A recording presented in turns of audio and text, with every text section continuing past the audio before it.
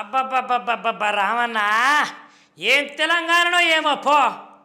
ఇగో ప్రజలకు డెవలప్మెంట్ చేసుడు ఏమో కానీ తెలంగాణలో ఉన్న మంత్రులు ఎమ్మెల్యేలు అయితే బాగా డెవలప్ అవుతున్నారట. ఇక గతంలోనైతే దోచుకునుడు చాలా దోసుకున్నారు కదా. ఇక గతంలో కంటే ఇప్పుడు బాగా దోసుకొని దాచుకుంటారట. అయినా గింతగానం దోసుకుంటున్నారు కదా, మరి వీళ్ళతోటి తెలంగాణకి ఏమైనా ప్రయోజనమా అంటే అల్లికి అల్లి సున్నకు సున్నేనట. ఏం ప్రయోజనమే లేదట.